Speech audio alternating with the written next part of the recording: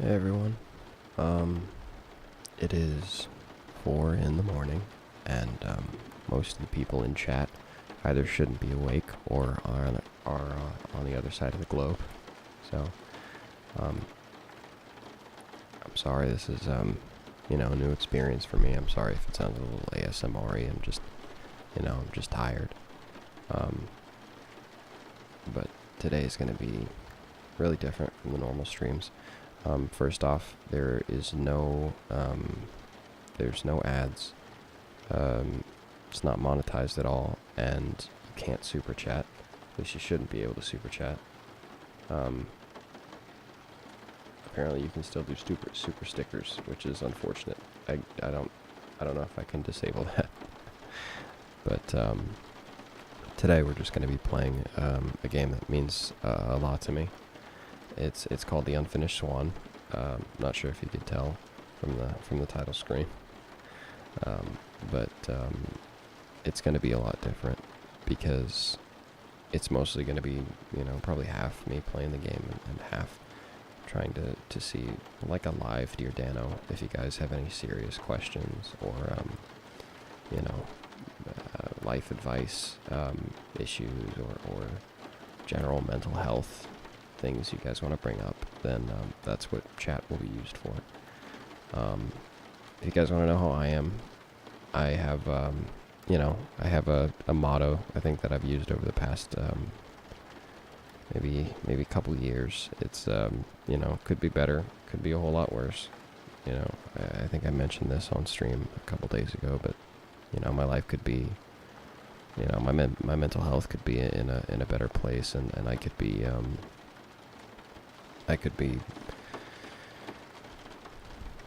I don't know, waking up each day with purpose, feeling like I could take on the world or whatever. But it could be a whole lot worse. I could have not done YouTube. I could still be working at a restaurant. I could have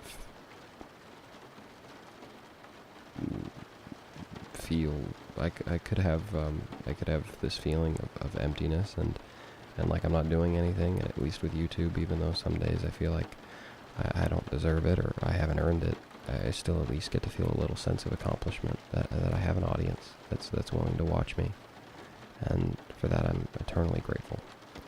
So anyway, I'm gonna start off. We can watch the intro, and then from then on I'm just gonna be reading chats about questions you guys have for life. Just try and just format it like a regular Dear Danno video. Just say, Dear Danno, I got something going on. What do you think?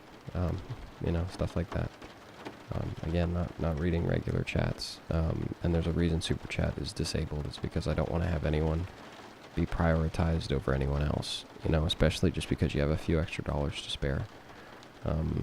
It's just gonna be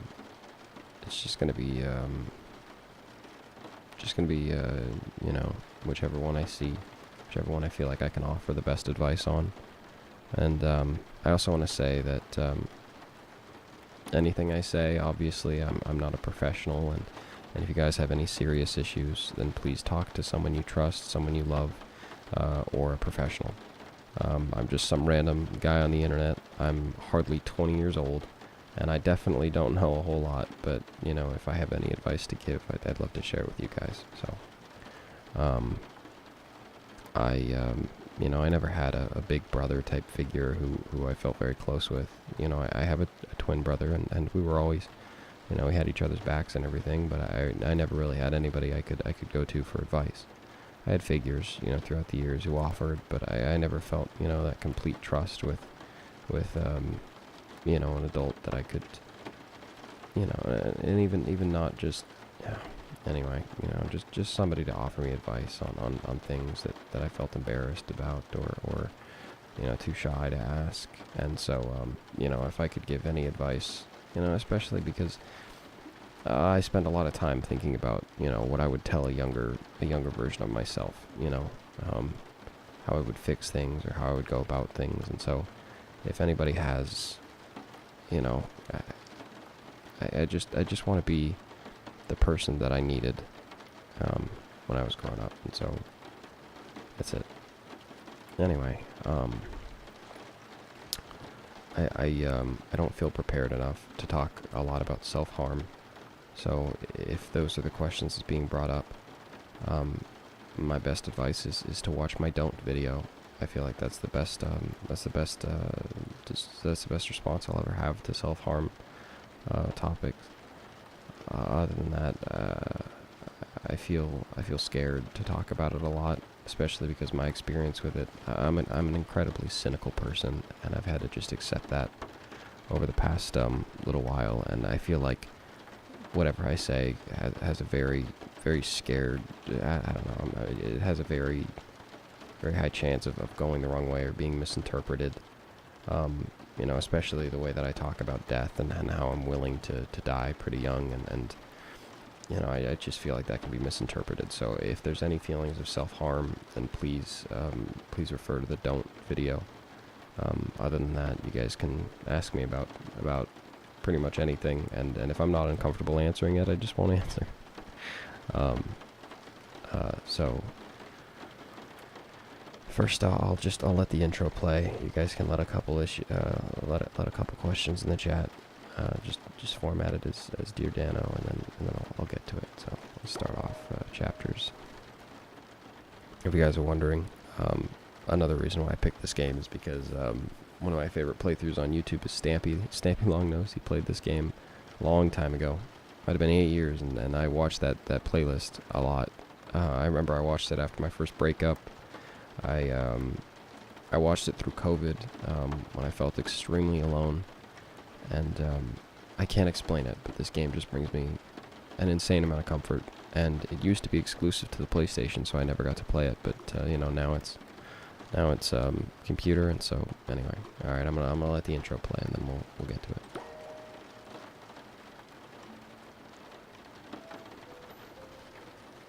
Monroe's mother had always been much better at starting things than finishing them.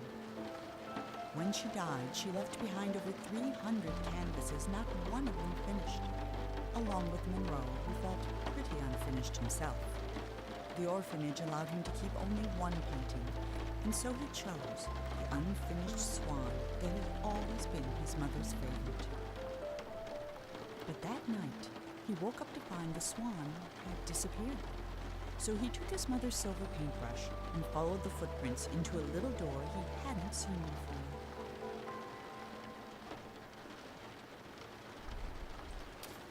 The intro's a bit smaller than I remember it.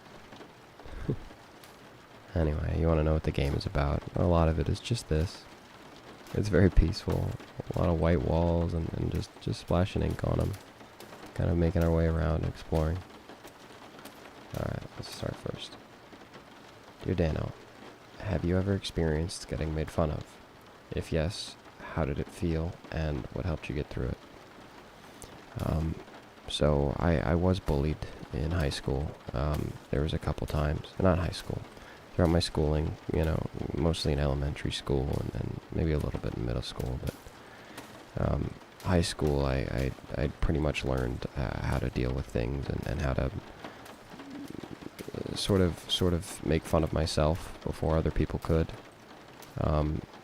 And there's something to say for making jokes about yourself before other people can, but there's a very dangerous line to walk there of making fun of yourself or harming your sense of self, if that makes sense. Comedy's always been a defense mechanism for me.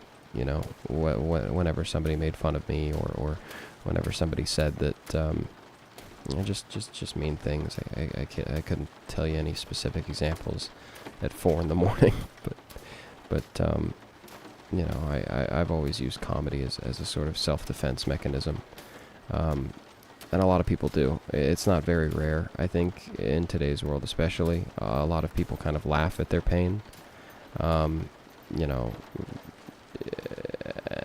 sometimes people do it a lot to where it seems like they're calling out for attention, and it's a very thin line, but my advice to you would be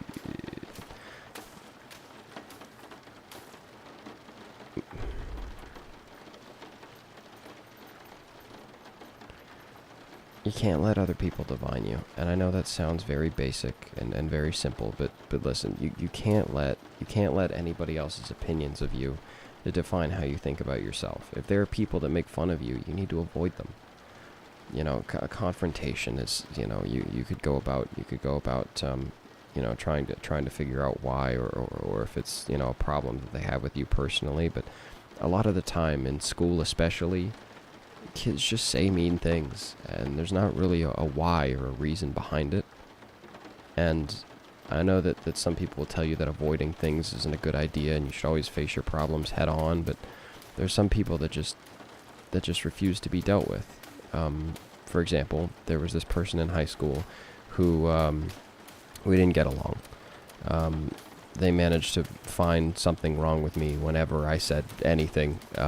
You know, just kind of deciding to make fun of me. In fact, you know, okay, this is gonna sound a little goofy, but she was a girl, and it was actually pretty recently that I realized that she did actually sexually harass me in school as well, which kind of came as a shocker. I didn't even think about it until very recently.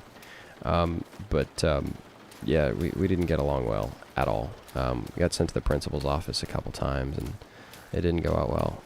She recently, though, she called me a couple days ago and apologized.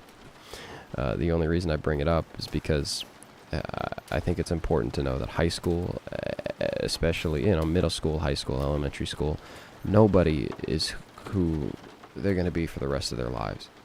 Maybe one or two people stop developing at that age, and they don't ever grow up. But for the most part, people change, and you know, it sucks to have to say that, you know, you just need to avoid them and muscle through, power through. But you know, the truth is there are some people that just can't be dealt with because they're still growing up, and you know, she ended up being or becoming a wonderful person.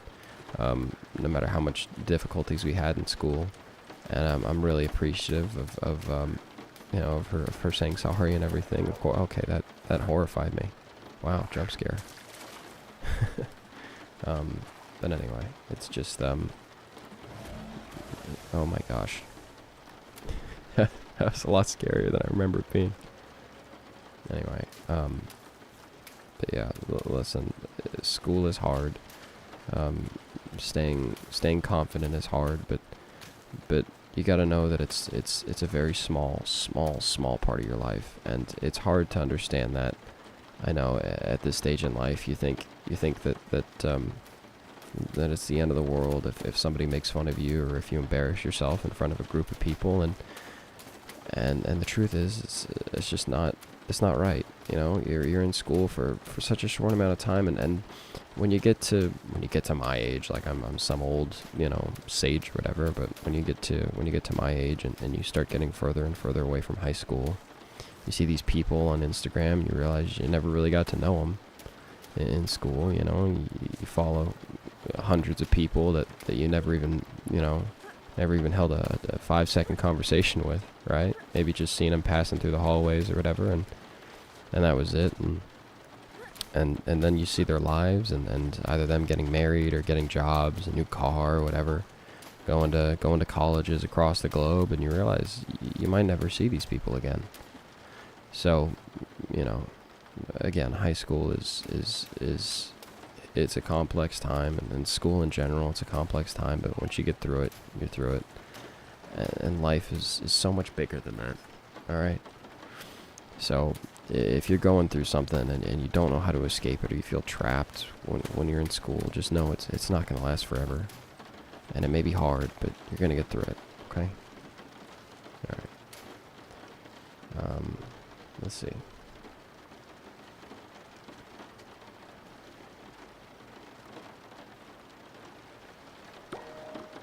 Dear Danno, I've been dealing with loneliness and have been trying to make friends, but I'm too afraid that I might meet or befriend someone who might talk behind my back or abuse me. Any advice?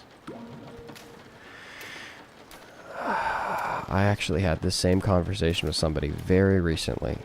They were talking about how they were too afraid to become a YouTuber because they were afraid that sometime down the line, something bad would happen and they would get canceled.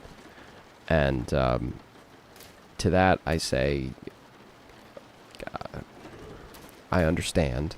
I understand having fear. I probably have one of the most, I'm one of the most fearful, anxiety-induced people in the world. But it's like this. It's like if there's a girl, and you know she likes you back, and you like her, and you're getting ready to ask her out, but then you think, well, what if we break up?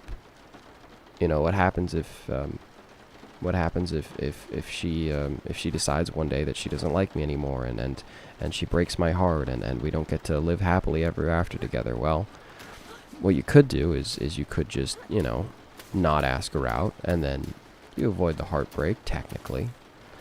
But at the same time, you miss out on the entire rest of the relationship, and all the potential fun times you could have together, and not to mention, you guys could last forever and have a happy ever after. But you'll never know because you decided not to ask her out because you were afraid of getting hurt. Listen, same thing with friends, okay? You can't just assume that every single friend you meet in your life is going to talk behind your back, or you can't be afraid that there's never going to be a good person out there. The world is filled with good people.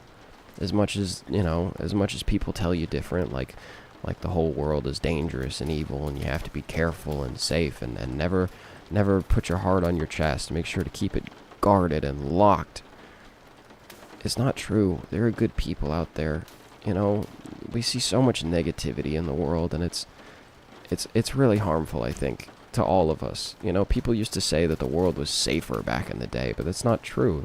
It's just that now all the bad people get so much publicity and coverage and the news and social media, and everybody gets to see all the bad people stick out like sore thumbs, and it makes the rest of the world look bad as a result. And so if you're afraid of making friends just because you're afraid that they'll talk behind your back, it's just not a way to live life. You can't have that attitude. And if somebody does talk behind your back, then you can deal with it then. There's no point in stressing about things today that are meant for tomorrow, I don't mean to get very religious on this channel. I usually refrain from it, but there's a Bible verse that is really important, and it's I don't remember the exact wording, but it talks about how today has enough problems of its own, tomorrow will have enough problems of its own too, something. You can't worry about the future. You can't worry about the future all the time, and especially things that you can't control.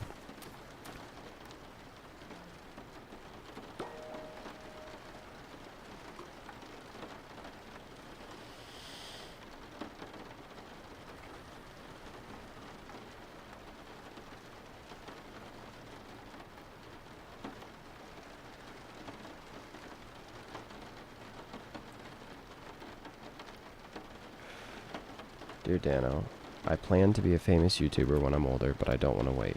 I hate school since I know I won't do anything smart, since I just want to make videos for a living. Have you felt this? School is important, because even if you know for a fact that you're destined to do YouTube, sometimes it doesn't work out. You know what? Are you making videos now? I don't know if you are, but as long as you're trying to make videos now, if it's not working, it's not working. Keep doing school, okay? You can't give up on something until you know for a fact. Alright. I was sure that I was not going to be waiting tables for the rest of my life. Alright? I was sure of it. I was sure that I wasn't going to be happy. I wasn't even waiting tables. I wasn't bussing tables, hosting, whatever. You know what I mean? I worked in a restaurant. I was sure that I wasn't going to be working at that barbecue place for my entire life, alright? I was absolutely sure that I was never going to feel happy doing it. And then YouTube started to take off, and even when I had thousands of subscribers, hundreds of thousands, I didn't quit. I didn't quit until I started making good money, and I made double my paycheck, and then I quit.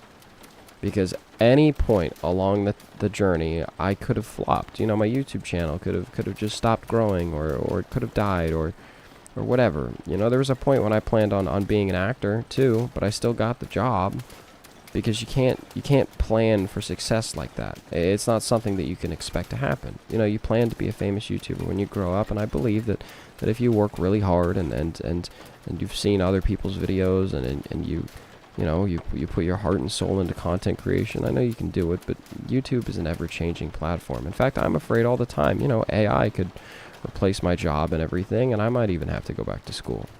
All right? There are people that quit school when they're so close to finishing just because they think that, you know, YouTube's taken off, so I'm going to drop out. I don't think it's smart. All right? If I had even started college, even if YouTube started taking off for me, if I had started college, I would not ever have dropped out. You know, because any day YouTube could stop working. All right? Any day I could have to shift my whole career. And I think you need to just be wary, okay? Even if you know what your future has in store, you just have to be smart, okay? Just be smart, and you have to plan for the worst and hope for the best. All right? That's the best piece of advice I could give you.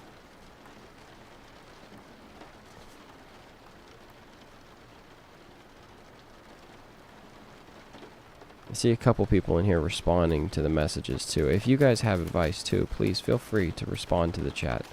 Alright, if you see a Dear Danno message that you have insights on, please feel free to respond. Okay, we can help each other here. It doesn't just all have to be you guys coming to me.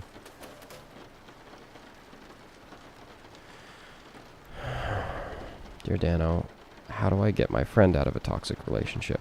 They're scared of breaking up because they do still love them.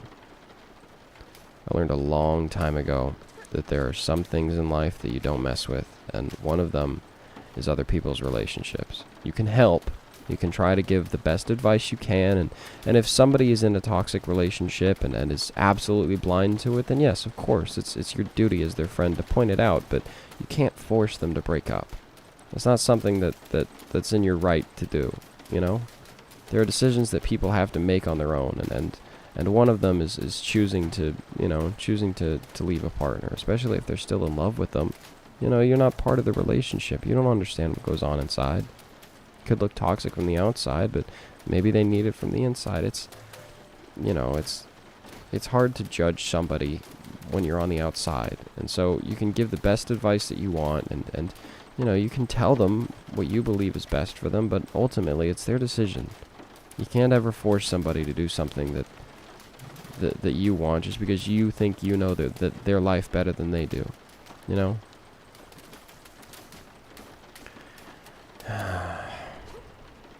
Other times it's like adults and kids, you know. There's an example that you know, we'll just tell like it's a made up story, but basically, you know, a mom knows something about her daughter. You know what, how about this? A mom knows that their daughter's boyfriend is a scam artist, all right? And so the mom wants to warn the daughter, but if the mom forces the daughter to break up with the boyfriend, then the daughter will hate the mother forever and blame her, all right? Now, if the daughter goes and gets hurt themselves, unfortunately, they still have to get hurt and scammed or whatever, but, you know, they don't blame you. It sounds weird to put it like that, but sometimes you have to make your own mistakes. All right, people have to have freedom to make their own mistakes. Now listen, you can warn them. You can warn them, but you can't force them, okay? People have to be free to learn their own lessons in life if they so feel the need, all right? If you want a relationship with somebody, you can't ever demand them to do things, all right? That's just a fact of life.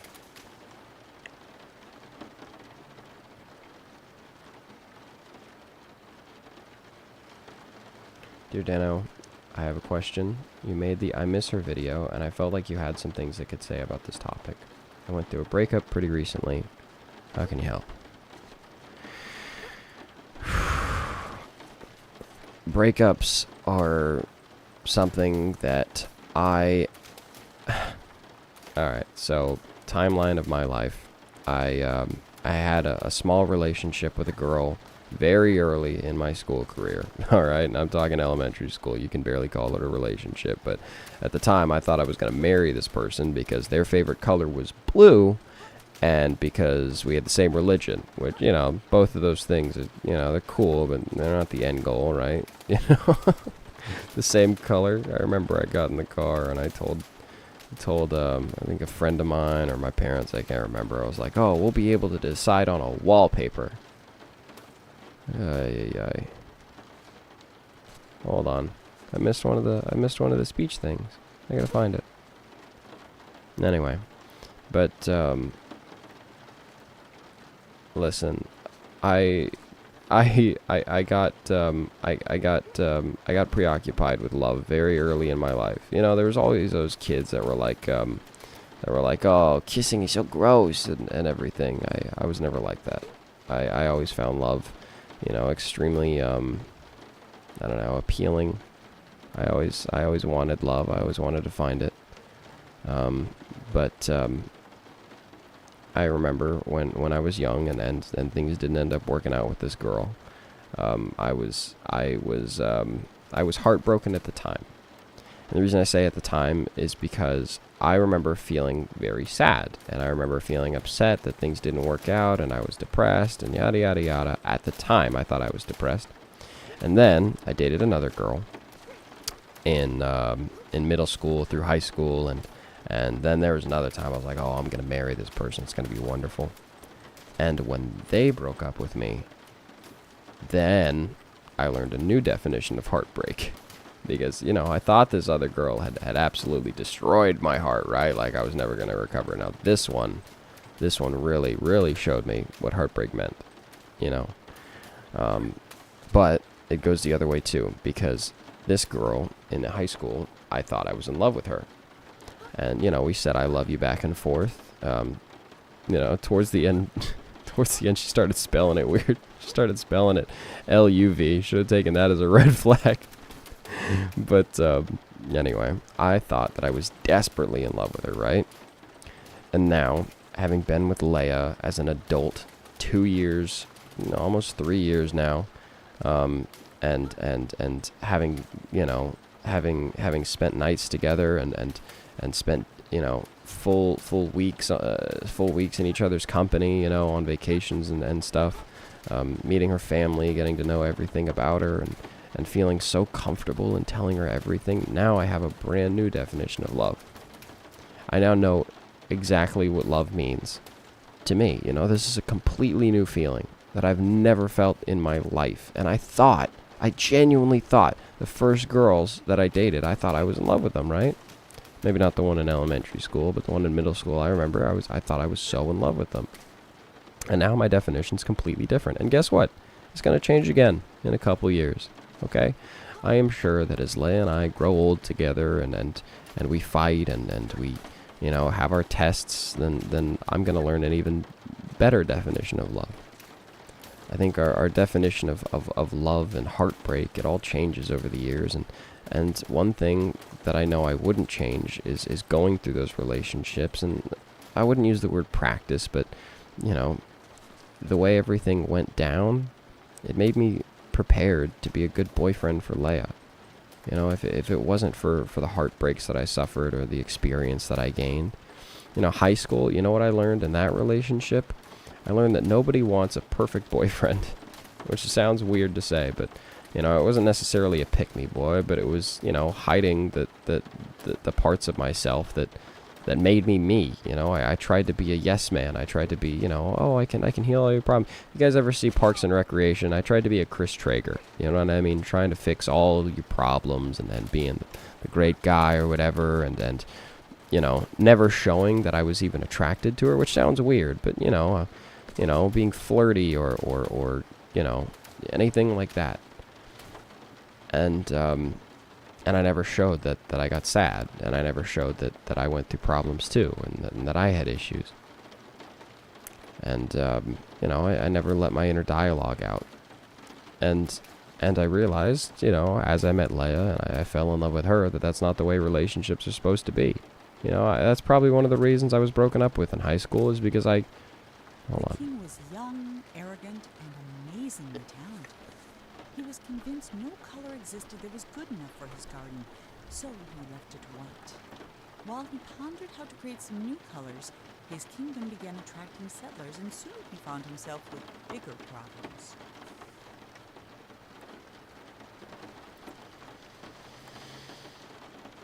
I think we missed one. Where the king found a town and decided to make it, but, you know, it's fine. Anyway.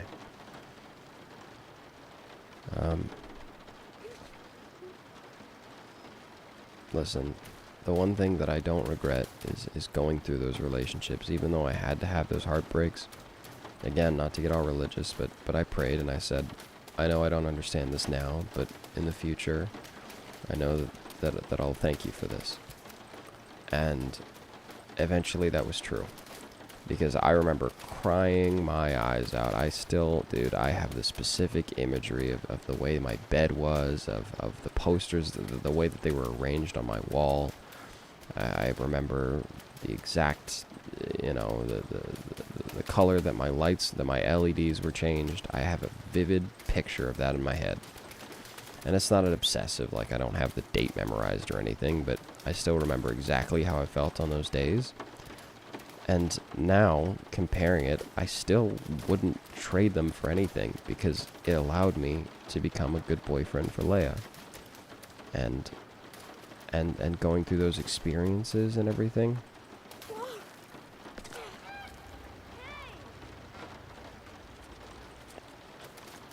You know, one thing always leads to another. And there's other examples in my life where I remember being shocked and I could piece it together very clearly about why one thing happened, if that makes sense. Why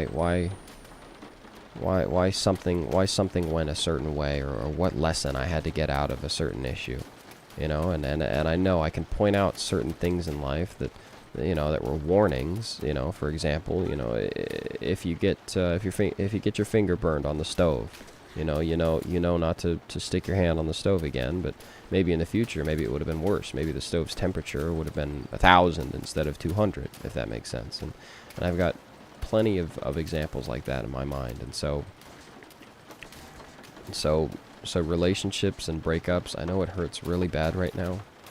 And I know that you might feel like it's the end of the world. And I know you might hear everybody telling you just to move on. But listen, I say that you can remember these moments right now, that the pain and everything, and know that in the future it's all going to be worth it. Know that the pain that you're feeling right now, feel free to feel it. Feel free to cry all of your emotions out. Feel free to just wallow in self-pity for just a little while, because all it's going to do is make those emotions all the more powerful when you finally find love, when you finally find the person that you're actually meant to be with and to cherish and to hold and to share your life with. All that the pain is going to do is make those feelings of love feel 100 times greater, and you're going to be 1,000 times more grateful for them.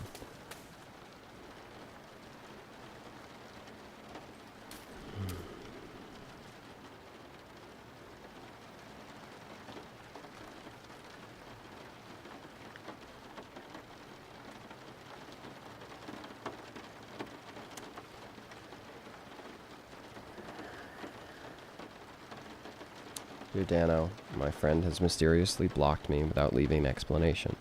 My theory is that he left me for his girlfriend. How do I talk to him about this? So, if I'm understanding right, you had a friend and maybe he just got together with his partner and she didn't end up liking you, and so she might have convinced him to leave you for her. And listen, there's going to be some people that tell you, you know, if your friend doesn't prioritize you over her girlfriend, then you gotta leave him be or whatever. But no, the reality behind that is this is probably going to be the one and only time that happens, because when he realizes that there's not many people in his life, and he sees that she is turning here. Listen.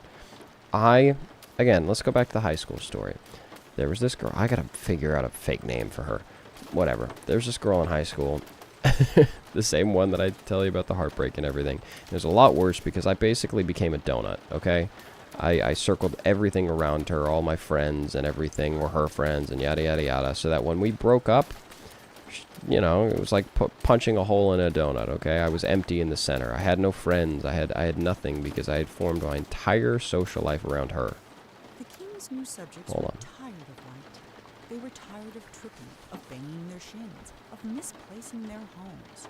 So they started painting everything, ruining the king's spotless design. In response, the king outlawed all non-magical brushes and pledged to spend the next month painting shadows for his kingdom. Nice. Now we're out of the completely white area. Oh, the ocean. I remember this. The little water tank.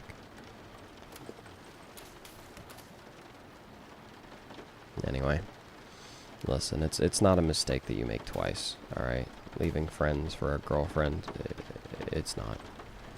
And if it is, then find more dependable friends, alright? If they keep doing it to you and they always prioritize other people before you, then yes, you can move on and try to find more dedicated people.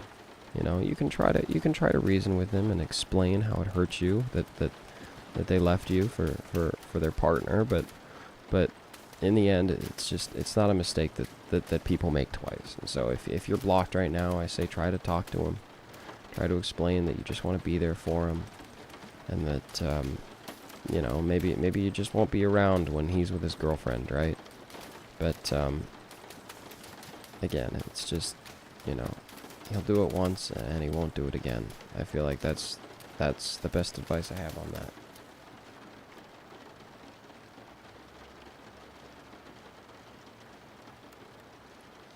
Dear Danno, I show a different side of myself to my loved ones and friends. For example, I'm a different people to other people, and I'm a different person to other people, and vice versa. I want to show people the real me, but I'm struggling. There is a lot to say on masks. You know, the masks that we hide behind and pretend that we're somebody we're not just to please certain people. It's a whole conversation. Honestly, it deserves a whole video of its own. One that's thought out and where I spend 30 minutes ranting so I can actually cut down and get to the juice. But listen, I am a very depressed person, okay? This is the real me. If anybody ever asks who Danno Cal Drawings is, who Daniel Callahan is, this is me.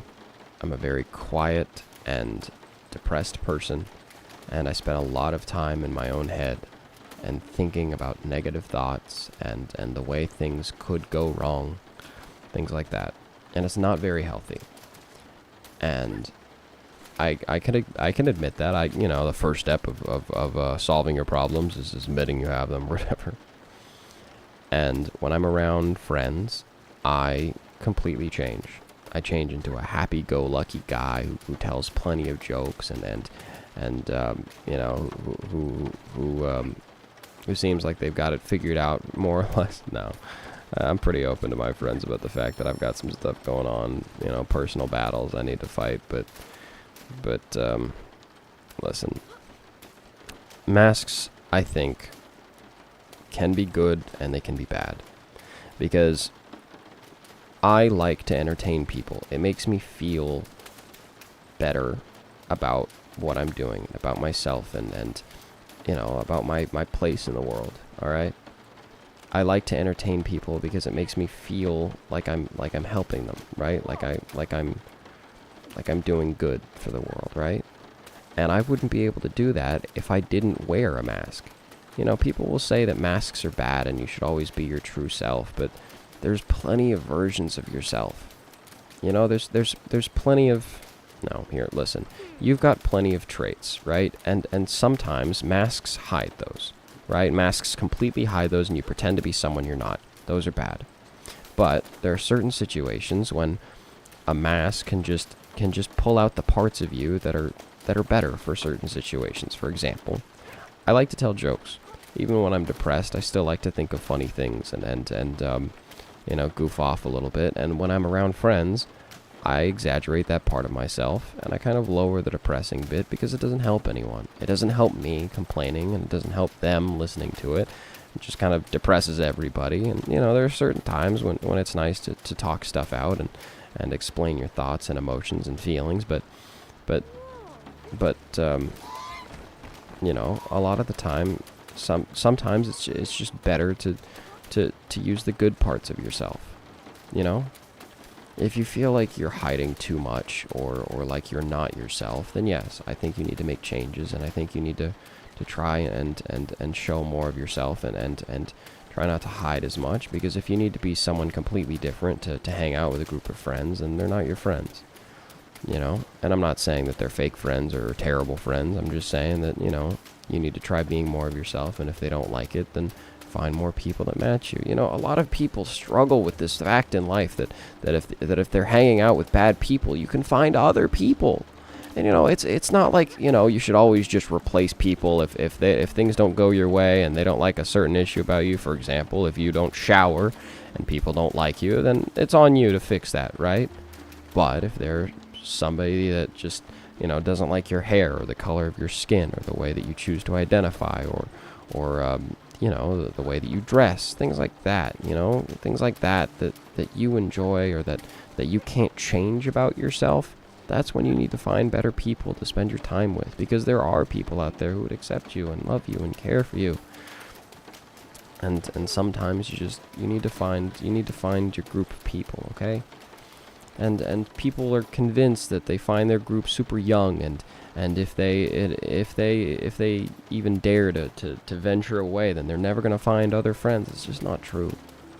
All right, I am 20 years old, and I know for a fact that I haven't met everybody I'm going to meet in life. You haven't met everybody you're going to meet in life. I am 100% certain that you are going to meet more people in your life. You're going to have to. If you want a job or to live or to walk outside ever again, you're going to have to meet other people in life, okay? You need to know that you never stop meeting new people. And there are so many people that are compatible with you. And I'm not saying there are people that are exactly like you, because there's probably not. Maybe there is a couple out there that match you exactly and fit you like a glove, but, you know, most people, even though we're different, we still fit together well. You know, for example, I have, you know, I have a friend who doesn't, you know, doesn't watch much entertainment at all. You know, they don't know movies or TV shows and a lot of games. They don't play many video games or anything, but yet I can still connect with them because we're still people and we still have, you know, similar personalities, and we still like to joke about stuff. You know, imagine that. That's one of my main conversation points is nerd stuff, you know, games and movies and you know, stories, and oh, hey, look, have you seen this new thing that's coming out, or have you gone on the internet today and seen this meme? And they don't know any of that. They don't do any of that, but it doesn't matter. We can still hang out and joke and talk and have fun, even though it makes no sense on paper. There's a lot of relationships like that where you just jive with people because you jive with people. I don't remember where this started out. Masks. Anyway, listen, sometimes you have to exaggerate parts of yourself to fit in with certain environments, and that makes sense. You know, for example, at church, I wouldn't act the same way as I do around my friends, and there's nothing wrong with putting a mask on occasionally. People kind of demonize it in today's society, and it's like, always be yourself. No, there's certain parts of you that it's good to hide. For example, if you've got, like, I don't know, bad habits, or you like to make, I don't know, jokes about, I don't know. Let's say there's a pregnant person and you think it would be really funny if you kicked him in the stomach. I don't know. I'm trying to think of like the most horrible example, whatever. You wouldn't make that joke in front of them. All right? I'm trying to think of an example where you can't change something about yourself. You know, there's points when you do hide it. You know, there's points when you do. Geez, I don't know why I thought about kicking a pregnant woman. That's terrible. I'm sorry. It's 4 a.m., okay? I have a pass to say whatever I want. Dear Danno, why was that an example? Good question. No, I don't know. Listen, there's certain times when it's good to hide things, alright? And I'm not saying you should always hide yourself, but... Hold on, this is reading. It was not designed to be practical, and it wasn't. Whole families got lost for weeks at a time. Mail took months to arrive, and many worried a labyrinth of this size was bound to attract dragons. Eventually, the complaints grew so loud even the king couldn't ignore them.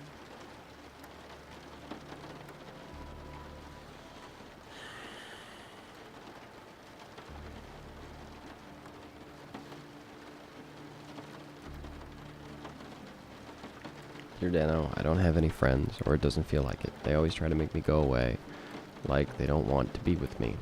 It's like they don't even like me, but I still like them. Relate? Yeah, I've had plenty of people in life who I like that don't like me back, but, you know, it's part of life, you know, accepting that you can't force anyone to enjoy your company, and you can't force anyone to love you. You know, there are certain times when I have a constant fear that I'm being too much, or being annoying, or like I'm you know, unwanted, and at that point you try to find people who do want you, okay? You know, there's no shortage of people in the world that you're gonna meet. I'm seeing a couple people like this say that they don't have their friends that they want, or they feel alone. And again, you're gonna meet more people in life. You gotta know that you've only met such a small amount of people that you're ever gonna meet in life. I think Vsauce made a video about that. Maybe not Vsauce, but there's somebody who made a video about the amount of time that you spend with certain people in life, and you know, do you know how small the percentage is that people that stay in touch, middle school, high school, whatever? I got lucky. I'm still friends with somebody I met in 4th grade. He ended up being my best friend through life, but that doesn't happen a lot. You know, most people throughout school, they lose touch with others, and they evolve and they grow. You know, you meet new people, and you move to new towns, and you see new things, and so even if you feel lonely now, you gotta know that everything is temporary. Everything. All the bad feelings, sometimes all the good feelings, are temporary too, but it's just another reason to cherish them. You know.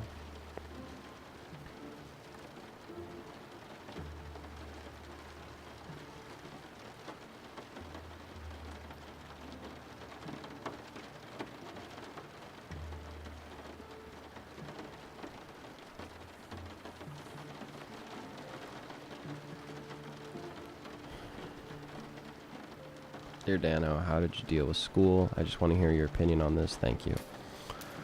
My feelings on school were just to get through it. You know, if you're talking about friends or whatever, I did pretty fine in high school. I made some mistakes here and there, and you know, I think of high school the most because it was the most recent. I loved middle school. I did so great in middle school. I had a great network. I was one of those kids where I wasn't popular, but everyone knew me, if that makes sense. You know. My strategy was just, you know, befriending as many people as I could, and most of the time it was, you know, I tried to weed out the people that needed friends the most, if that makes sense. You know, the nerds, for lack of a better term, or even the girls that people made fun of for high body counts or whatever. They're the people that need friends the most, you know, and people don't think about it a lot. It's again, I'm sorry to bring up religion, but Jesus' whole thing is that he spent his time with you know, with the prostitutes and the criminals, and maybe not criminal, but you know, the people that you wouldn't regularly expect him to hang out with, and it's because they needed him the most, right? And that's the strategy for friends too. You know, you hang out with the people who need you the most. I think is the way that you can go about it, you know, or who want you there the most, you know. And so that was my strategy in high school. So I got to know a lot of people, and you know, it ended up working out pretty well for me. In high school, I had a lot of friends, but you know, I wasn't like popular or anything. I wasn't one of those kids that, you know, I don't know, did drugs or smoked or whatever, but I knew a lot of people because I tried to be nice to as many people as possible throughout school, so I could have a good, you know, a good feeling about what I was doing and whatever. But you know, I'm gonna be honest, I cheated a lot in high school, and they helped me through it, you know, and it's not like, you know, I was using them or planning to use them, but the fact that I had built up, you know, reputation as somebody who would befriend as many people as possible, they all help me through school. You know what I mean? Like in times of need, you know, you do good things happen to you. That's it. My mom says that a lot. You do good things happen. You do bad things happen, and that's how school went for me. You know, it was tough at certain points, but you know, just being nice to people opened up avenues. Sounds like a movie or a game, but it's the truth. You know, COVID saved me junior year. You know, I cheated a lot on a bunch of tests and everything, and you know, it's not morally correct to do, but I don't know. I just, you know, I was smart for a lot of it, but towards the end, I started to get scared, and I started to get paralyzed. Like, you know, I could do this test on my own, but what if I fail? What if I'm not good enough? And so eventually started having to rely on people, and you know, it's one of those things where you know, you just sometimes you have to depend on others in life, and that's just a fact. You know, you can't do everything by yourself. Cheating is a terrible example, but you know, if you focus on trying to make as many friends as possible in high school, and not like, you know, the popular type friends where you people please and everything. I mean, truly try to be their friend. You know what I mean? Like truly try to get to know them, and then try to have value in the friendship, and make them feel appreciated, and make them feel like you actually care for them. Then good things happen to you. That all sounded like kind of mucky and everything, and I apologize if I didn't say it in quite the correct way, but I hope you guys understand what I'm saying. You know, you're not trying to be friends with people just to be friends and then have a high count. You know, you can brag to people and say, oh, I've got 50 friends, I got 50 buddies that'll have my back when I'm cheating. That's not what I mean. I just mean that if you try to make others feel special and try to help others as much as you can, then you'll be helped back, and that's the way it works. That's the way that the world should roll, you know? It's like dating, you know what I mean? It's like dating. Eventually, when you get super far in a relationship, you learn that it's not about you anymore, what you can get out of the relationship. It becomes, oh, there's my dog. I should take her outside. Never mind, she's just going to get food. Anyway, that's how you need to view friendships, the same way that the relationship should be viewed as well. It's not what you can get out of the relationship, although that's usually how it starts, but eventually it evolves into what you can do for the other person. And that's how you should treat friendships. Not all the time. Don't be an over-giving person. Leia's one of those where she puts a lot more into friendships than she gets out, and you know, she's had to evolve and change over the years to where she's become a more confident person, but you know, more confident and you know, more confident person who's willing to speak up when they're being taken advantage of, but still, you know, trying to do good is a good thing, okay?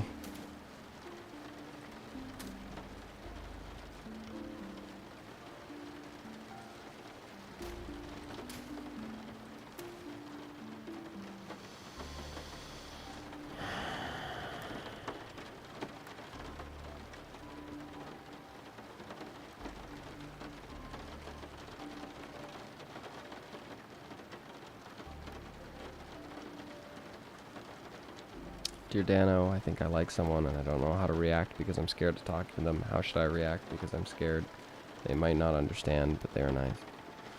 Again, this is one of those things, you can't be afraid of something until you ask. I got rejected in high school twice. I had plenty of girlfriends, but I remember... Jeez, that sounded egotistical. That's not what I meant to say. I had plenty of relationships. All of them went south one way or the other. You know, sometimes it was my fault, sometimes it was their fault. But there was 2 girls who I asked out. Oh, maybe it was 3. Hold on. Yeah, it was 3. There's 3 girls that I asked out, and they ended up rejecting me. One of them ended up dating me later, so that's why it doesn't count. Well, anyway, there's but there was 2 girls where I kind of just, you know, admitted that I found them attractive and they weren't interested, and then I moved on. But either way, after I'd asked them out, then it was nice because I got to stop wondering, you know. There was a whole semester for the first one that this girl, I thought she was looking over at me. I still kind of have a conspiracy theory in my head that she was looking at me. But at the end of the semester, I told her that I found her extremely attractive. I didn't word it like that. I found her attractive, and she laughed. That was it.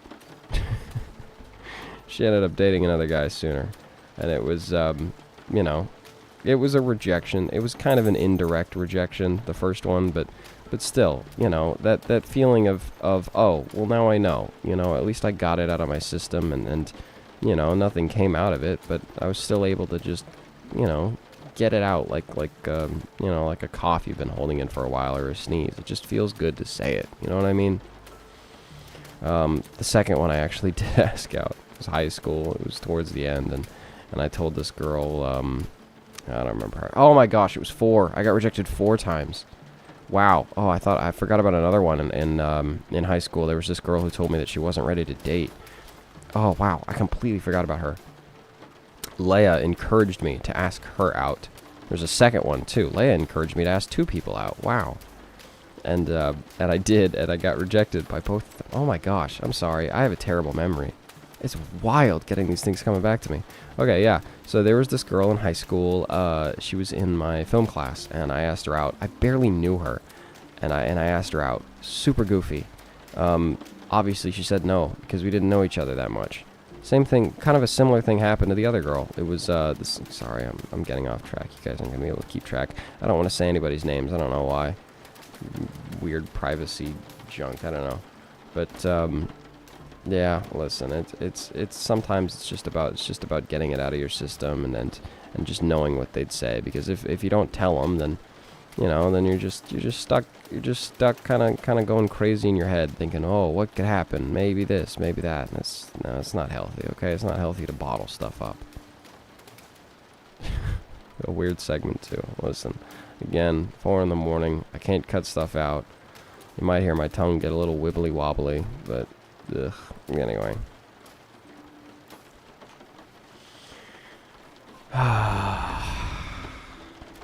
Let's see. Let me actually try following the path instead of just painting everything. Give me a minute. A maze probably isn't the best place to get lost in thought. Give me a moment. Let me get back on track. Never gotten stuck here before. It's kind of funny. Trying to remember. Ooh, this is new. It's a dead end. There we go.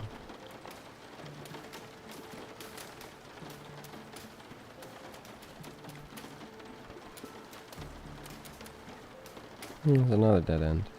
That's unfortunate.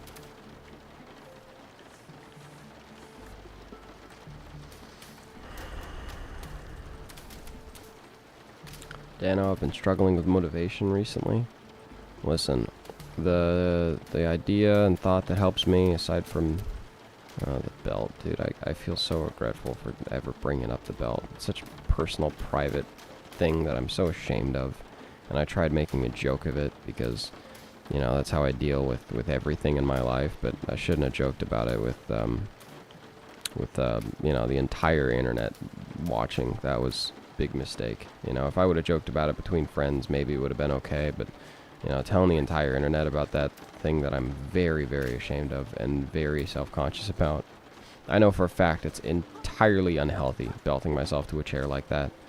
And I shouldn't have said something, because now I'm seeing everybody online. There's a couple people that have messaged me and said that that's really encouraging.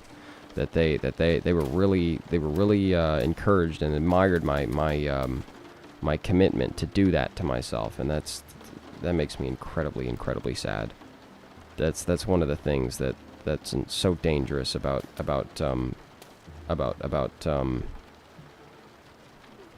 I don't know, social media, parasocial relationships, everything. If you even, you know, you can't mention a bad habit that works for you. It's like, you know, it's like saying, oh, it's like if I were to say, oh, you know what really helps me stay awake? Doing crack. That really just helps my eyes open. Then you encourage a bunch of other people to do it, and it's not good. You know, I don't want to compare belting yourself to a chair to crack, but it's the same thing. You know, it's an unhealthy practice. It hurts people's energy, and it keeps people awake longer than they should be, and it's not good. But motivation, listen, the one thing that helps me, aside from the freaking belt, is the thought that I may not be able to do this forever. That's my thought. If you want to translate that to whatever you're doing, listen, the idea is you might not be in a position to do what you want to do forever. So for example, you know, let's say that you're working at school and you want to start a YouTube channel, but you don't know if you have enough time or not because you got a bunch of schoolwork and stuff. Well, in the future, you might have a job that goes so much longer than your school hours, right? And then you wouldn't be able to do YouTube. Or let's say you want to be a firefighter, okay? But you just haven't really gotten around to it yet, and maybe you'll do it in a couple years or whatever. Oh, I can crouch beneath this door. That's what it is. I can just slip through here. Forgot about that. Anyway, well, listen. In a couple years, your legs might stop working. You know, you might. Wow, look at that. That's beautiful. You know, what could happen? You could get in a car crash and your legs stop working, so why wouldn't you be a firefighter now? Or an Olympian now, you know? Because in the future, you know, you don't use it, you'll lose it. What if you get sick and or something, you know? That's the motivation you should keep, is that, you know, you might not be able to do this forever. You might not always have the free time that you do now. And that's a good motivator for me. You know, I might not always be able to be an entertainer, to be a YouTuber, and so that's why I've been trying to finish Toon Turf as soon as possible so I can, you know, release it to the world, and since I'm still young, hopefully I have a chance of getting it turned into a full series, and even if not, then I can make long forms. And anyway, dear Danno, let's see.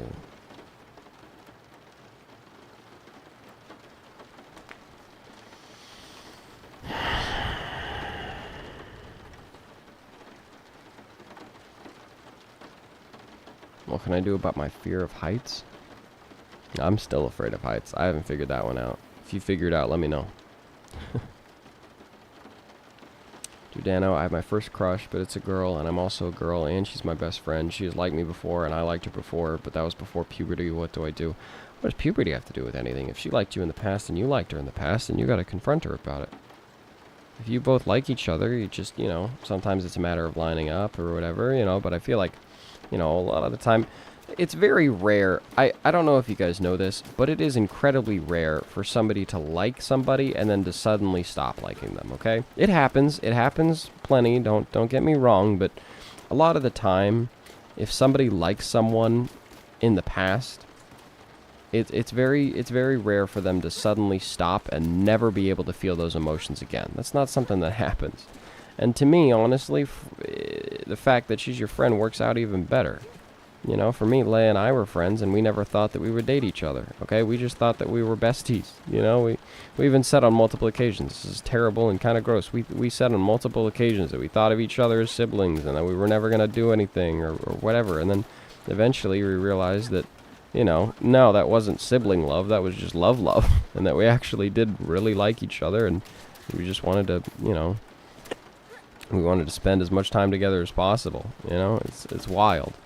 But yeah, I think friendship to lovers is probably the best possible relationship there is. Because otherwise, what are you judging on? You ask somebody out because they look attractive, and that's your basis for starting a relationship? That's goofy, right? I mean, think about it. You know, if you're friends first, you already know that you guys can spend a lot of time together and hang out and laugh. So, hold on. He was so frustrated with the messy, demanding people of his kingdom that he decided to start over. One morning he painted a boat and set off to find the perfect spot. He told himself he'd come back someday to finish what he had started, but of course, he never did. Dear Danno, I'm scared of the future. I never really understand anything in school, and I feel stupid. And I don't know what I want to do in life, and I don't think I ever will. I feel like a failure. I used to be terrified of the future. I still am fearful of the future every now and then, but you know, when I was in school, I was terrified of it. I was so scared. I remember, listen, I can relate. Hold on. Felt good. He felt even better when the wind pushed him close enough to reach the Swan. He was feeling so good, in fact, that he forgot all about his fear of heights. There you go. Feel When joy. the Then you swan can wriggled forget about free it. And Monroe fell over the side. He remembered almost immediately. Oh, but don't fall out. That might have been the end of Monroe if this were a shorter story, but it isn't, which is why Monroe's troubles were just beginning.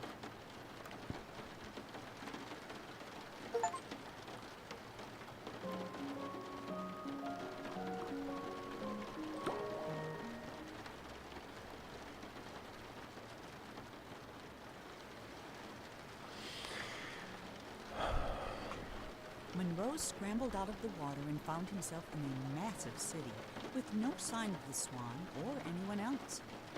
Well, except someone's enormous pair of feet. These were attached to a giant who could have been a big help in catching the Swan, but, unfortunately, here was the laziest giant who had ever lived. And it was his day off. Having celebrated in his usual way, he was now sleeping it off and quite unable to hear Monroe yelling. While he was looking for a way to wake the giant, Monroe noticed something even better: a floating ship.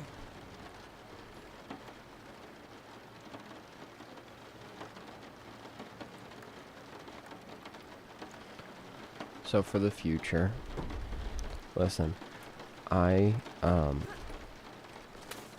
water. I love this part. So, fear of the future. Listen, you said that you don't feel like you'll ever be happy. Or no, what was it? Hold on. You phrased it. You didn't feel like you'd ever be smart? Like you'd ever get a job? Listen, you don't know that. You don't know how you're gonna feel in a couple years, alright? I remember I've felt useless plenty of times in my life. Like I was never gonna amount to anything. Like I was never gonna have anything good happen. But you don't know until you get there, okay? There's no point giving up now because you don't know. I don't know how else to put that in simpler terms, but you know, there's no point in giving up now. You know, I understand you're going through hard things, but you guys gotta, you know, one thing that I really hope you guys learn is that everything is temporary. Everything is temporary. Okay?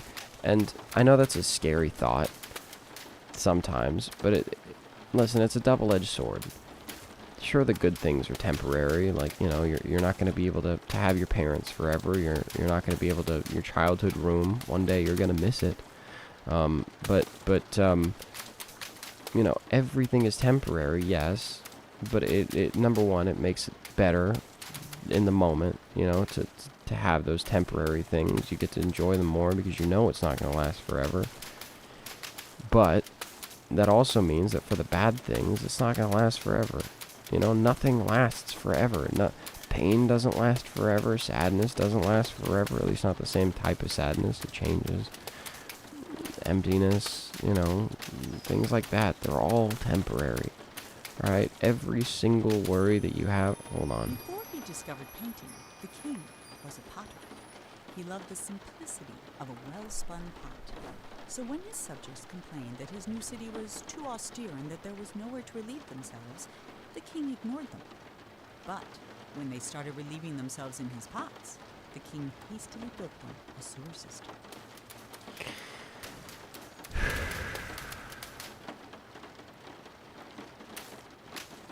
Trying to figure out what I was saying 5 seconds ago. I had a really important point to make. Hold on.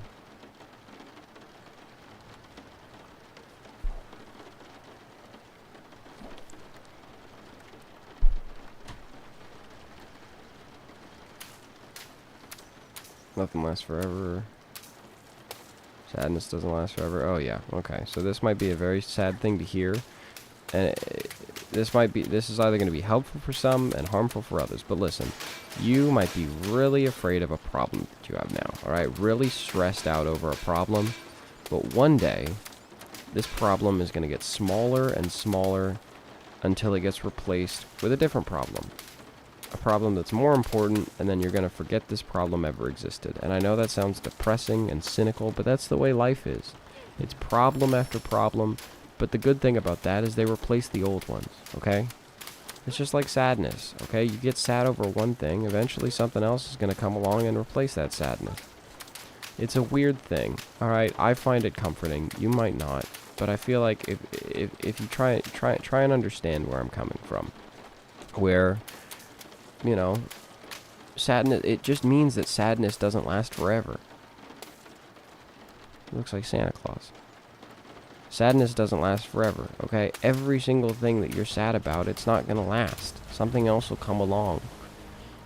I don't know how to explain this in a way that doesn't sound incredibly depressing, but listen, I just, you know, sad things just don't last.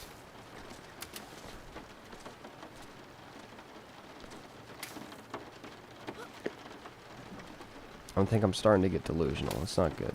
We're going to see how much longer I can go while still making coherent sentences, but it might not be too far off.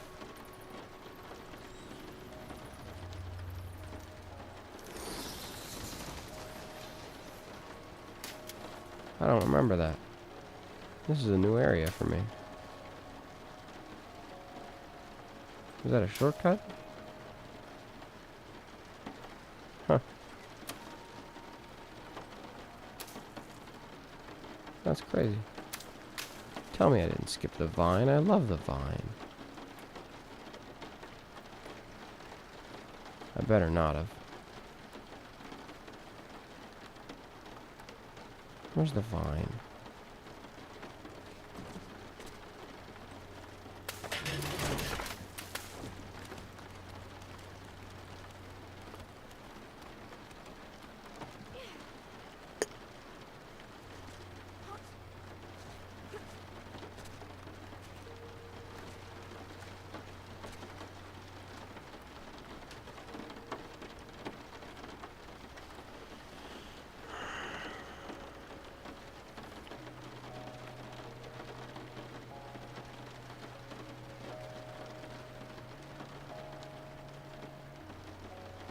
Danno, I've been having big fears of death.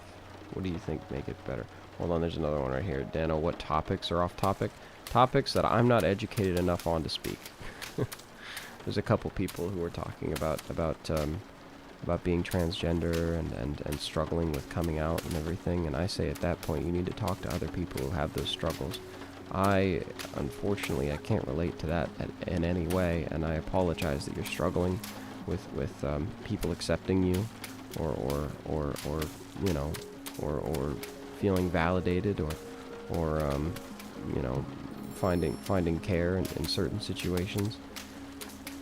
You know, I'll tell you that it sucks being different and feeling like there's nobody there to help you through it. But as far as the rest of it goes, I say you need to talk to somebody who's more educated, who can relate to it and who can help you through that. I'm sorry if that's not the answer that you guys are looking for, but listen, being different, I say this as a joke sometimes, but I mean it. Normal is boring, okay?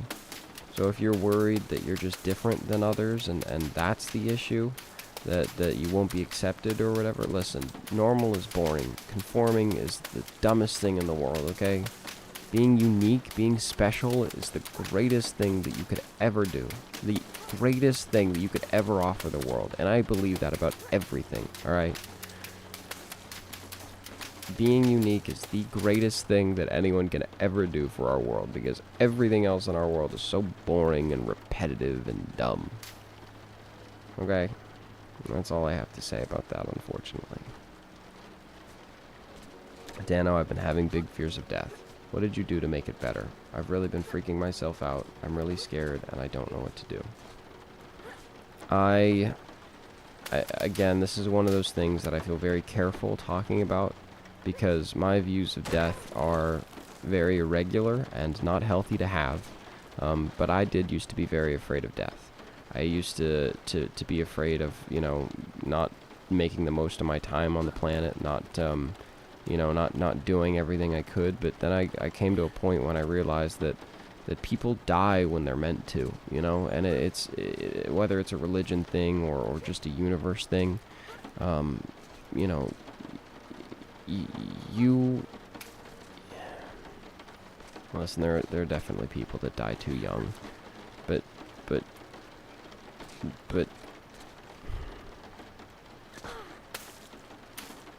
It's hard for me to talk about death without getting into a whole religious rant, but listen, death can't be something that you're constantly afraid of, because it falls into that camp of things that just you can't fear. You can't fear constantly. You know, you could die tomorrow and that would be it. But what is worrying today going to do about it, you know? Is worrying today about dying tomorrow going to make today any better? No, it's just going to bring you down. So my advice about that is it's one of those things that you can't constantly think about, because it's a tomorrow problem, okay? You can't be worried about it now, because in the future that's it's just you can't always be stressed about certain things. You can't think about things like that. I just drowned. This must be a temporary place. I feel like this is a temporary place. I feel like there's another way that I'm supposed to go. No, it blocked me off back here. Interesting.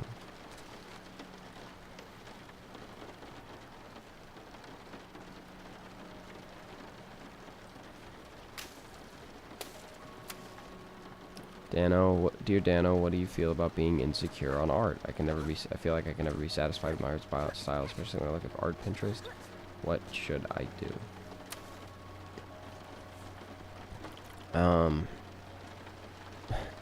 Listen, art is subjective, and I know that sounds really cheap and weird to say, but the only thing that you should be worried about with your art style, if you think that you're a quote-unquote bad artist, what you need to be worried about is just improving one thing each day, you know? Just trying to make one thing better every day. Pear has this advice for growing a YouTube channel. If you want to make a good video, or if you want to become a good YouTuber, I don't think, maybe it was Pear and Bundan that both say this, but all you have to worry about is with every video, make one thing better. Maybe they got that from Mr. Beast, I don't know. But that's the truth. If you're insecure about your art style, then every single time you draw an art piece, just try to focus on one thing and make it better. For example, start out with hands, then maybe start out with hair, then the next piece, start out with hair, make sure the hair is the best it can be. Then maybe the next piece, give a little more attention to the eyes, and you know, things like that.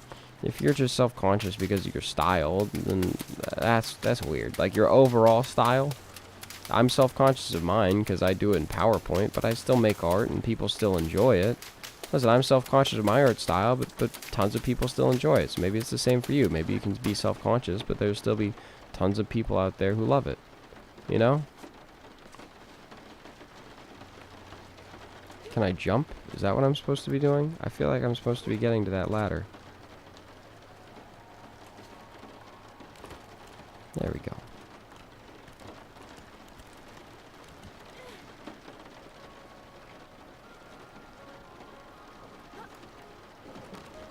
Dear Danno, I'm just asking how it's going. It's going okay. Things could be better. Toon Turf could be out. I could be asleep. I could be asleep dreaming about Toon Turf. That's what could be different.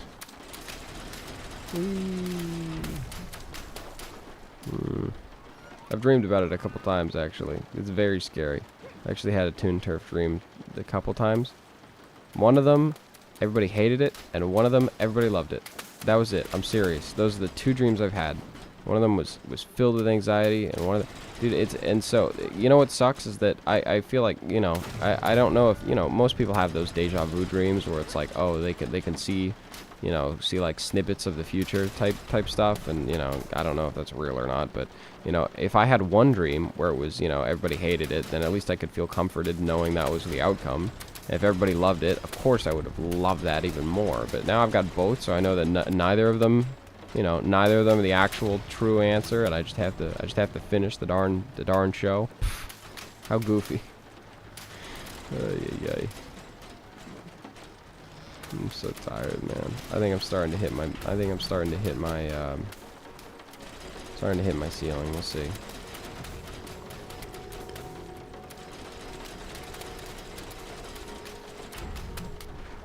Oh, I see.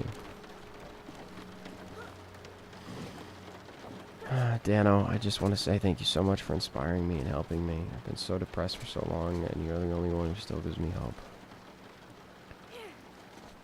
I appreciate you, man. Sometimes I feel like I've lost my hope, too. I'm glad that I can be the one that helps you have yours.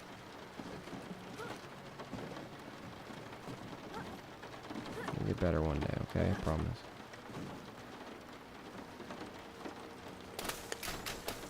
Pain is so temporary. Pain is so temporary. It's such an important thing to know. No pain ever lasts forever. After the pain of me not being able to play a game, it should be super nostalgic.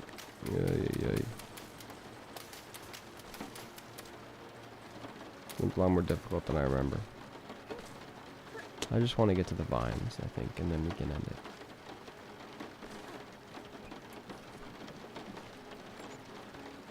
Dear Danno, I have a friend who's trans, and I think I like them. There's a 2-year age gap between us. I've only met them 2 times in person. What should I do? We talk online a lot. Well, if you think that there's something there, then obviously you need to just say something to them. Have that conversation. If it doesn't work out, it doesn't work out.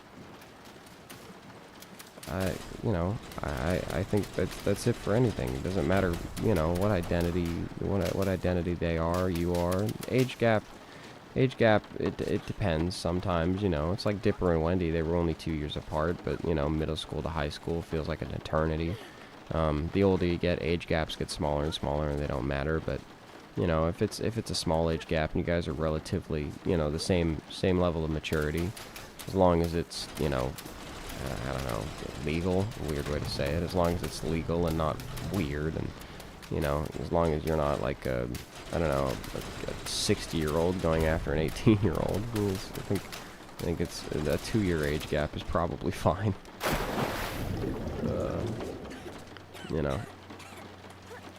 You guys want to know about age gaps. The reason that age gaps are so important in high school especially and of young age is because people can't make decisions for themselves when they're younger. Like, obviously people are smart. They can make plenty of decisions. They can choose where to go to college at 17, but even still, your brain just isn't fully developed, and you don't understand things. And it's like I said, the short-term definitions of love. There's a lot of reasons why age gaps are very important, okay?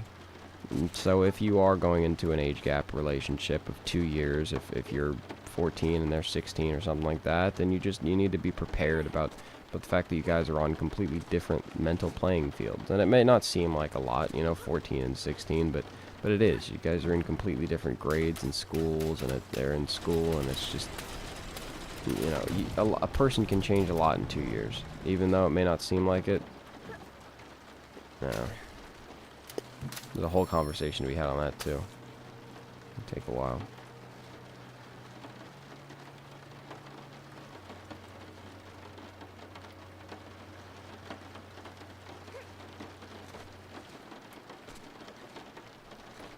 Dear Danno, sometimes I feel like I'm only valued for what I can do for others or who I know. Can you relate and maybe offer advice?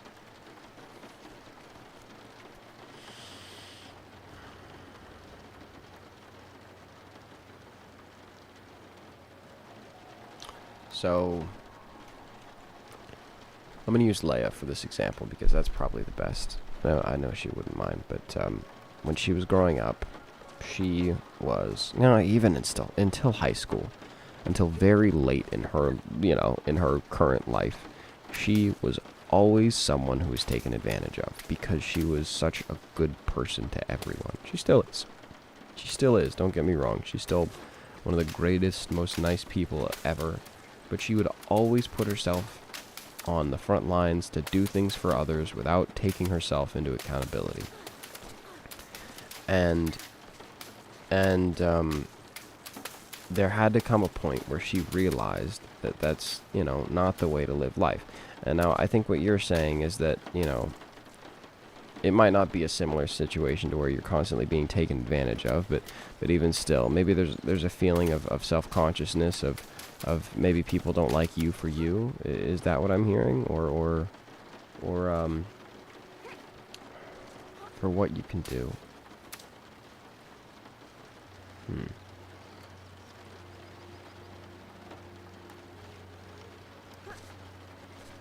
Well, sometimes I feel like I'm only valued as long as I can make good content, which is a weird thing to say, but you know, most YouTubers only have value as long as they can make good content. When they stop, people start to forget about them and kind of let them go by the wayside. And so, you know, I can kind of relate on that aspect. You know, sometimes I feel like I don't do enough, and that if I stop doing things, then people would stop enjoying me, stop liking me as a person. Toon Turf is an example as well. Sometimes I feel like, you know, there's a bunch of people that only want me to make Toon Turf, and when I don't give them what they want, then they get frustrated with me. That's been something I've experienced the past while, but, you know, I feel like, you know, you gotta identify with what people, you know, I think there comes a point when you have to be focused on how you want, you know, on what you want to change, you know? For example, did I get all three of these? That's epic. If you want somebody to stop thinking of you a certain way, like you're just someone who produces things, like let's say that you just make art and you're sad that people only want art from you, then you need to figure out how to change it. You need to figure out how to start, you know, how to start shifting into maybe, you know, writing stories. It's a whole strategy of trying to balance out things that it's so hard to explain. I'm starting to struggle here. If you're a, you know, if you're a content creator, people are always going to expect you to make content, and oh man, I'm really struggling here. Hold on.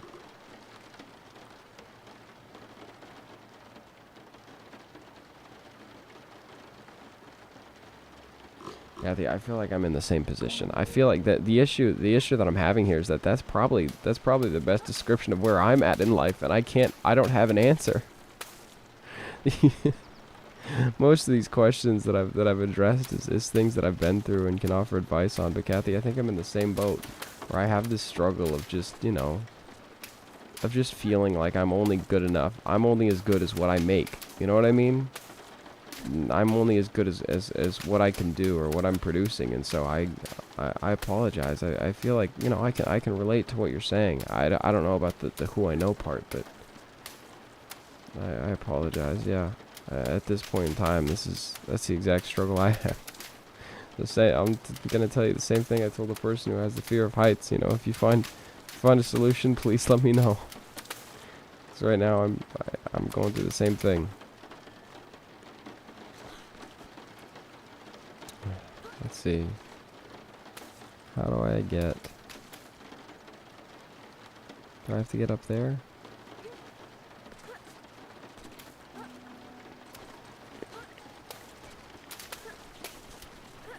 I just want to see the vines really quick, and then I'll be happy.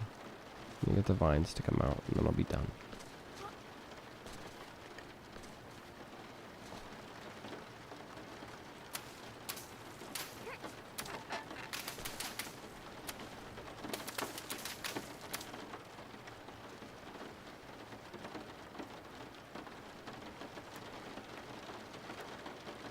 Dear Danno, I take ballet class and it is my passion, but when I do, I feel badly insecure about my body because everyone is skinnier than me. Can you help?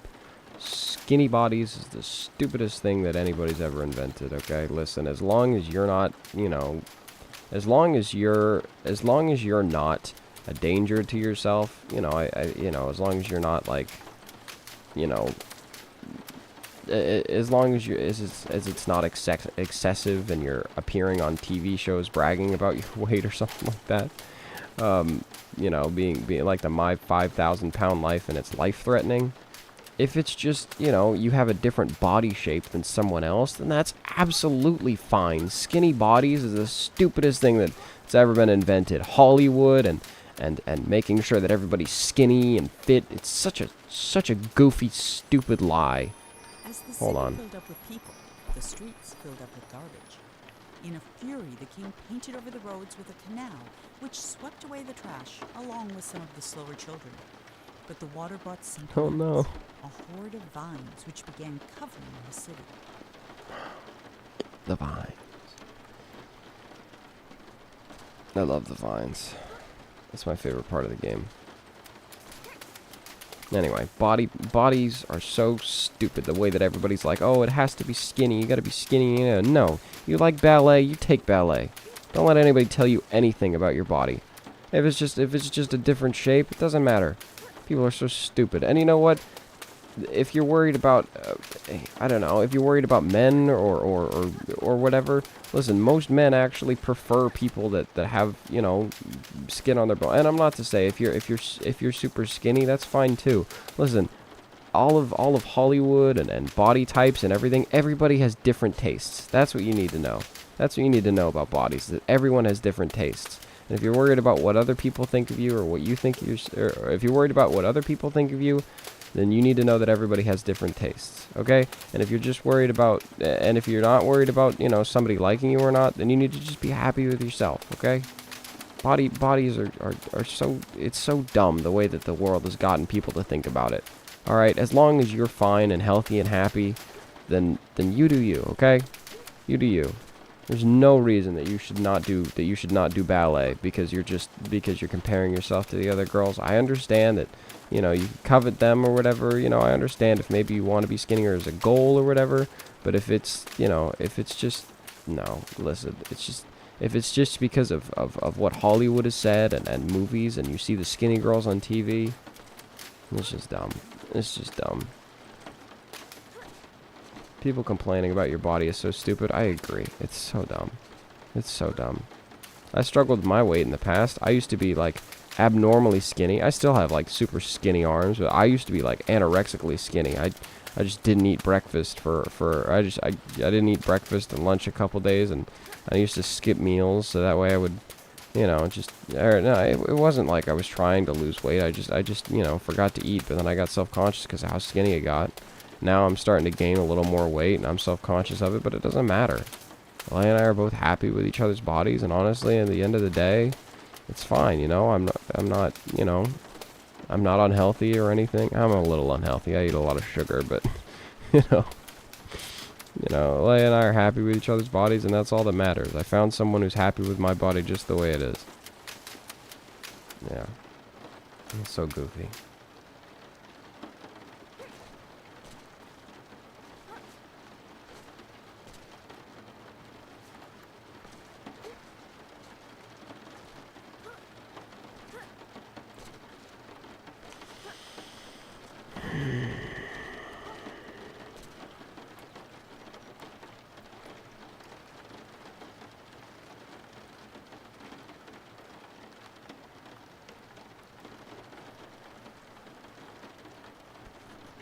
Dear Danno, you've been an inspiration for me for so long, and I want to start working on a web series called Doodle Loop, but I don't know where to start. Can you give me some advice on what to do?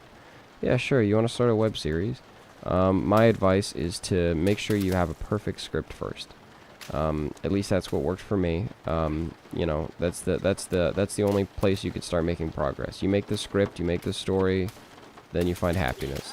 Oh, jeez. Spider, very scary. I hate it.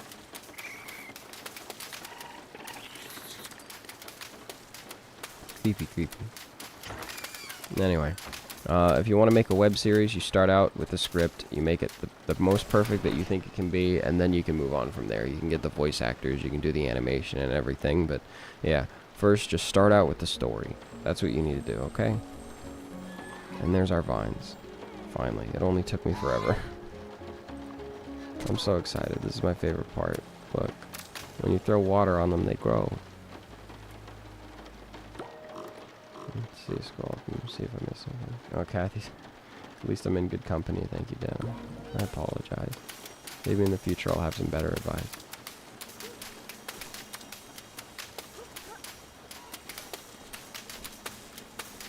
I'm sorry I couldn't be more helpful for that one. And a few of the questions. I'm sorry if I couldn't help. With people struggling with things that are out of my range.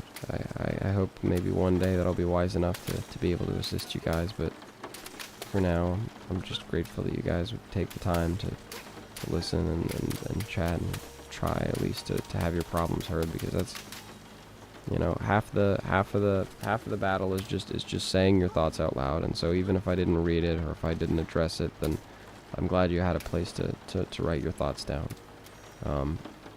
But if you're still struggling, I encourage you to talk to adults, talk to figures in your life that are important, talk to people that you know need to hear, talk to people that are smarter and that have more connection to you than I do, that are more than just, you know, on the other side of a screen, people that know you, people that know your personality. Talk to them and then get their advice and then their input on your life, and you know, don't let them tell you what to do, but listen to what they have to say, and then see if it applies. You know, don't blindly listen to anyone, but you know, just try and do good things, okay, guys? You know, you ultimately know what's best for yourself, but try to listen to other people. There's never any harm that can come from just listening to what people have to say, okay? And if it's a terrible, miserable opinion, then you know what not to do, okay? I don't think there's ever, you know, I don't think there's ever a piece of bad advice. You know, there's bad advice, but there's never a time when listening to somebody's advice is bad. I don't know how to explain what I'm saying. It's 5:30. It's a little late for me. It's longer than I've recorded any Dear Danno video. You know, I've re-recorded a couple times, but this is the longest recording that I'll ever have on the channel. I'm grateful for you guys for showing up, and I'm hopeful that I could help some of you. Maybe next time I'll be able to be a little more assistance, but for now I think I'm gonna retire, go to bed, get some sleep.